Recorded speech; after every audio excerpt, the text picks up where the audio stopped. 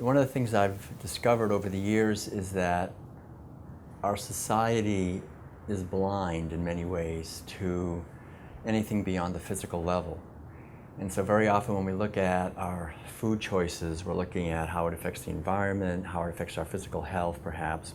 If we go a little farther, maybe we look at how it affects starving people, slaughterhouse workers, future generations. Animal agriculture has devastating effects on all these levels. And it's very important to understand that, I think. But from my point of view, what I try in the work that I'm doing to convey to people is that animal agriculture also has a devastating effect on the inner landscape of our consciousness, on our ethical health, on our spiritual health, on our psychological and emotional health.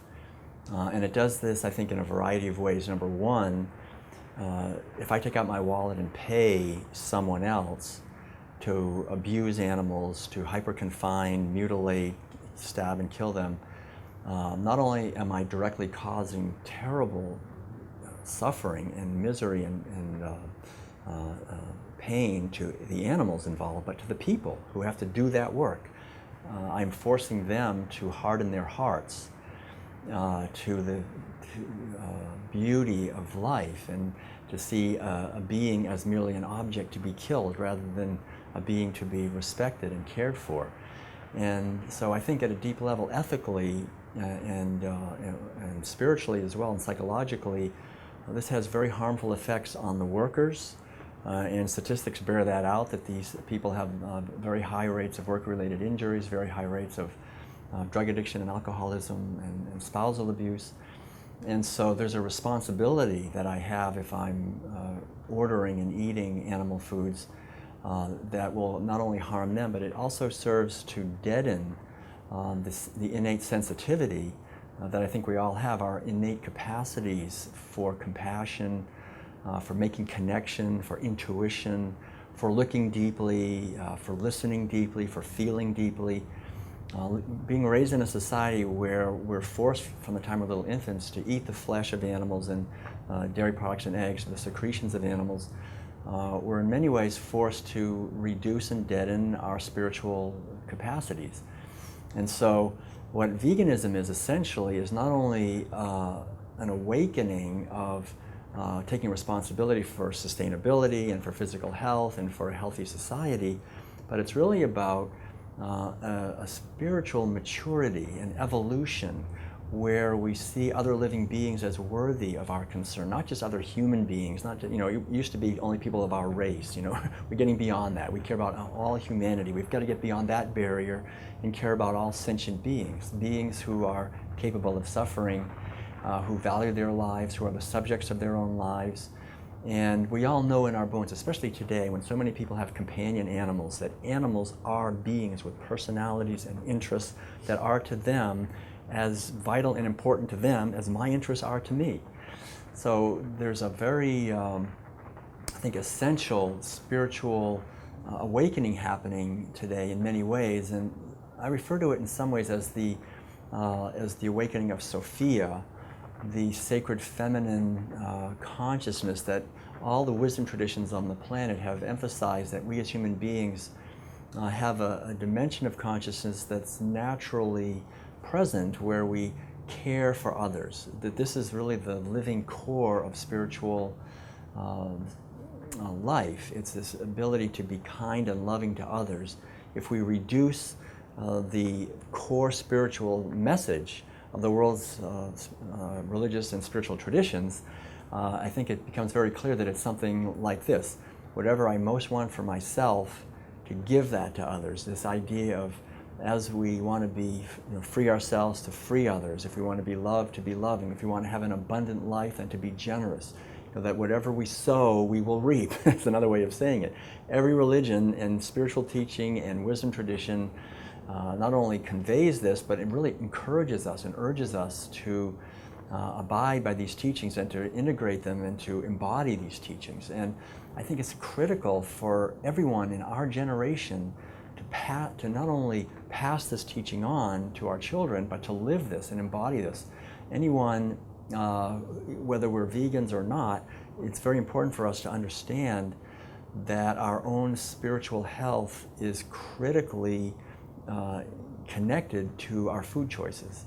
Because when we harm animals, not only are we causing devastation and cruelty to these animals and to ecosystems and to hungry people and to slaughterhouse workers, but we're also taking the actual energy, the reality of misery and fear and pain and despair and panic and so forth, and we're actually eating that. And we're actually feeding that to our children. So I talk about the fact that animal foods concentrate physical toxins, and this is very well understood, that we're eating animal flesh, heavy metals, PCBs, dioxins, nuclear radiation, chemical fertilizers, and all these things concentrate in the grains that the animals eat, plus they're eating seafood very often to fatten them up and make them give more milk and so forth. So these physical toxins are concentrating in animal foods, but we shouldn't stop there. We should look at the metaphysical toxins that are concentrating in animal foods. I think we know in our bones that if we're acting in a way that's loving and kind, if we prepare food in a way that we're really concerned about the people we're going to be preparing the food for, we're loving them and we're loving what we're doing, that we're imbuing the food with the feeling of loving kindness and caring. And traditions that go back thousands of years, especially in Asia, India, China, and other cultures, understand this. And I think we have to realize that in the West, in many ways, we're somewhat primitive in our understanding of reality. We're one of the only cultures that's so purely materialistic that we say that nothing exists unless we can measure it with some kind of a scientific instrument. And I think that's the result of eating animal-based foods for thousands of years, where we learn to see a being as merely a piece of matter, just a piece of meat, a piece of flesh. We learn with every meal to reduce our natural capacities to look beyond the physical level and to see a being and to see the life and to see the actual energy and consciousness, to just seeing matter. And so we reduce animals to mere chemical, biological machines so that we can harm them and abuse them and kill them and feel okay doing that. And we reduce ourselves to mere biochemical machines. And we do the same thing. We in many ways, commodify each other in a heartless economic system, which is based on animal agriculture, which essentially enriches a wealthy elite at the expense of ecosystems and people and animals and future generations.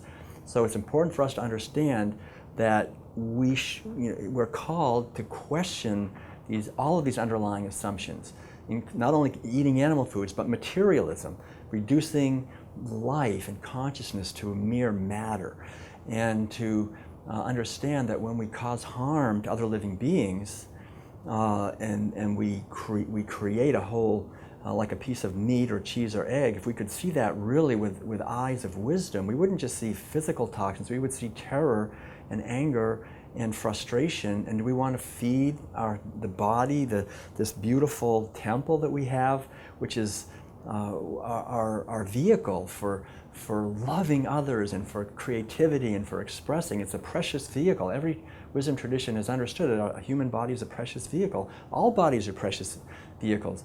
And so this is our vehicle, and in many ways it's a tower that we build with, and we by the food we're eating.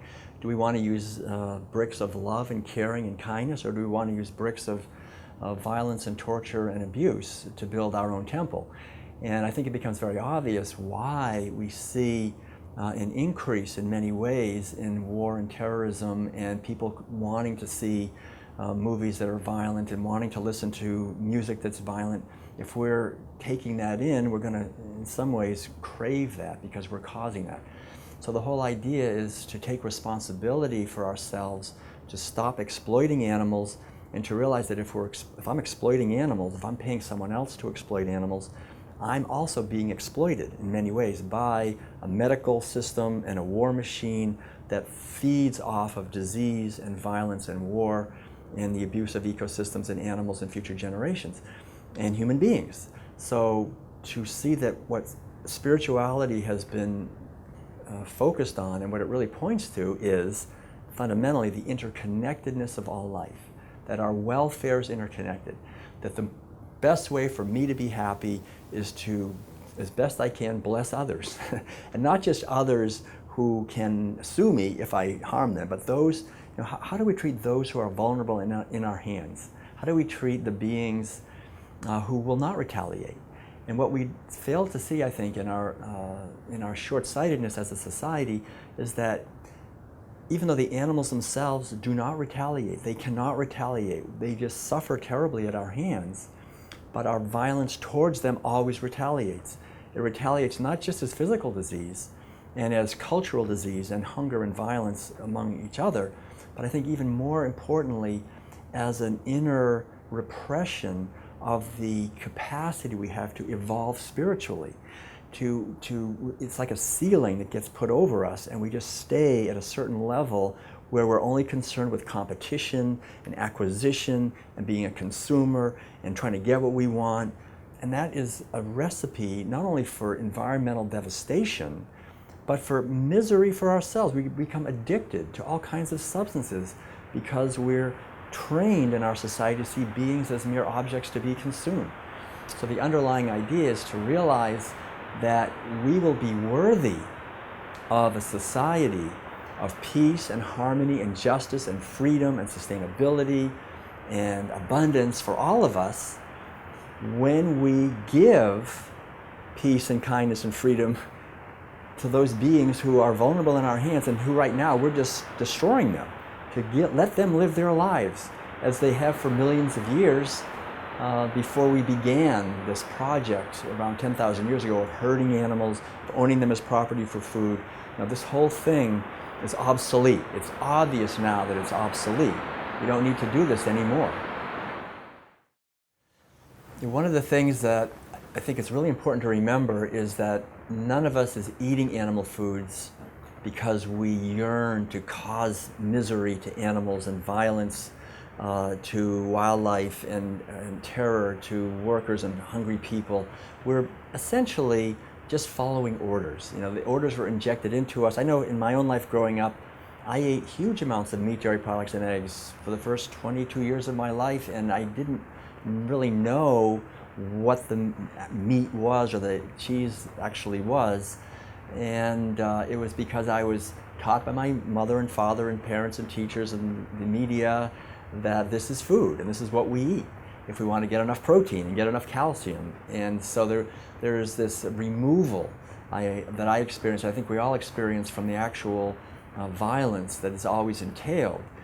And so for me, I was fortunate, I think, on some level when I was about 13 to go away to a summer camp in a rural area in Vermont and actually participate in killing chickens and cows. So I saw actually that there is killing, but the program was still so heavy that I couldn't really stop. But then later, right after college, I had the good fortune to live in a vegetarian, actually it was a vegan community.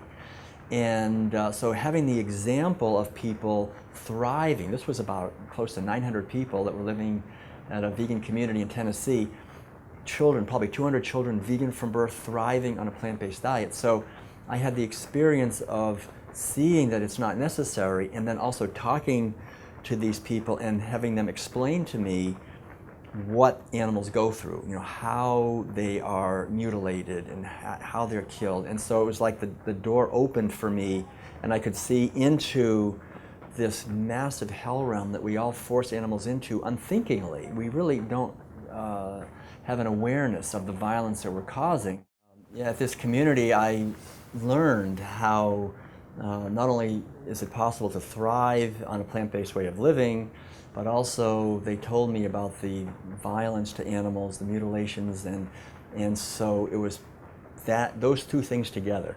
Seeing examples of a community where there's no need to eat any animal foods, everyone is thriving, we're eating together, and realizing the terrible violence towards animals that's completely unnecessary. So from that day, I never ate meat again, and a few years later when I discovered more in depth about the cruelty to dairy cows and hens for eggs and dairy products, I became a vegan. And I think essentially this is a path that all of us can take in one way or another. It's really a path of looking somehow more deeply at where our food comes from And we depend, I think, in many ways on others to help us. I think, in many ways we're products of our community. So the only reason I was eating animal foods in the beginning was because of the community I was raised in. And it was also an alternative type of community where people were not eating animal foods that helped me to change that. And a few years later, when I was a Zen monk in Korea, living in a monastery there, I found myself in a community where people had been practicing veganism for over 700 years. And so I realized then that this is an ancient spiritual tradition, actually a practice, that people actually for thousands of years have understood that if we're serious about awakening psychologically, emotionally, and spiritually to a higher level of awareness, that our behavior is very important, that we're not going to be able to be peaceful and to enter into deeper states of awareness if we are acting in ways that are harming others, because when we do that, we are essentially uncomfortable with ourselves. And so when we have a whole society of people who are uncomfortable with themselves because of what we're doing, we have a society of people who are also uncomfortable with quieting the mind, with introspection, with looking deeply. And so really this is the prerequisite. Anyone who wants to be able to meditate deeply or to have any inner peace, it really means, and this is understood for thousands of years, people have understood it means acting in our outer life in this way, which means questioning the official stories in our society, the official narrative that animals are just here for us to use and we have to eat them to be healthy, and connecting in with this deeper narrative, which really I think is a narrative that we resonate with in our bones, and we know it, that as we are kind and loving to others, we create a foundation for inner peace and for outer peace. And the beauty of this whole thing is that there's really nothing stopping us right now. I mean, we are at the point, especially with the internet and the interconnectivity of consciousness, where we can, as a human species, understand that eating animal foods is utterly unnecessary and obsolete, and no longer do it. There's no health reason, there's no environmental reason, there's no any other reason holding us back. And I think once we reach a critical mass, which may not be that far away, that it'll be possible for us to create the kind of future that is in many ways so much more positive than we can even imagine right now. The price we have to pay, though, is the ice cream cone and the cheeseburger, and even at a deeper level, the attitudes of disconnectedness that propel us to eat those foods. What I've come to discover is that this word, this new English word vegan, which was coined by Donald Watson back in 1944, is actually a modern iteration of an ancient spiritual teaching. The word that very often comes to mind is ahimsa, which means nonviolence. And the basic teaching of nonviolence is that the living core of the great spiritual traditions of the world and what enlightened sages and saints and mystics and wise people have always emphasized, which is, as long as I harm others for my own benefit, I actually harm myself more than I ever harm them. This basic idea, and yet I realized that I've been born into a society where I've been taught essentially to ignore that and to try to compete and get what I want, and that certain beings who are less able to defend themselves are expendable. They're just sort of props in the drama, the big drama that where humans are the most important beings and we're here to dominate the earth and dominate animals, and to realize that that whole story has the seeds of its own destruction in it, and that it's time for us to co-create a new story. That this new story is actually an ancient story, but it's a living story. It lives in our bones. And I think I've noticed for myself as a musician, if I go into nature and listen deeply to the trees and the birds, and I go back to the piano and I play music, and the melodies that come and the harmonies and the rhythms that are inspired by the earth and by the animals and by the trees, there's a music of healing and awakening that I think is always sounding forth on this earth. And we unfortunately are trained in many ways to ignore it, to be too busy trying to get to the next appointment. If we can stop and listen to nature, to animals, to birds, to our own hearts, to the rhythms of the cycles of life all around us and within us, we can reconnect with the ancient wisdom that's always singing in our cells. And I think the beauty is that it's a song of joy. It's a song of immense celebration. That's the truth. People so often think that going vegan is giving up something. And it's just so funny to me now when I see it, that the only thing I give up is unhappiness and disease and misery and fear and complaining. That actually it looks like discipline, you know, that I won't eat this and so forth, and yet it's actually natural to live in a way that is essentially blessing the world. Because when we create gardens and we create orchards and we create ways of growing food in harmony with the earth, it's organic, where we're eating whole foods, we're nurturing, we're working in the cycles of nature, we're engaging essentially work that is feminine in the sense of caring and cooperating with the natural forces. We're awakening out of this way of doing plant agriculture where we do it the same way as we do animal agriculture. You know, animal agriculture is about dominating, exploiting, and forcing our will upon animals. And so since we live in that type of a society, we do plant agriculture the same way with genetically engineered products and pesticides, herbicides, and fungicides. And you know, so just awaken out of that whole thing and realize that we can feed everyone on a fraction of the land. We can allow habitat to come back, oceans and rivers to come back, the ecosystems to heal, wildlife to celebrate their lives, us to be fed healthy food. We can create the foundation of a world that we can only imagine. But there's, again, nothing stopping. There is no obstacle in our way except the inertia of what we've been doing and creating institutions that profit off that.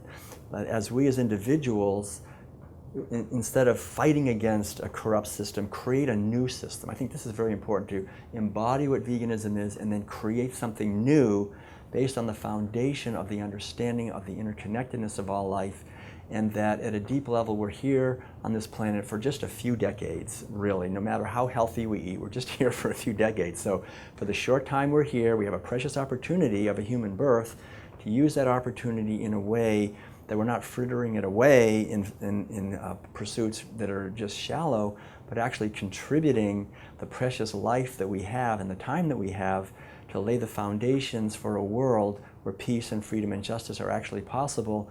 The reward is in the doing. The reward is in itself. We don't need any other reward. Just doing that is it. And we find as a side effect that we have better health, that we have more harmonious relationships and everything else.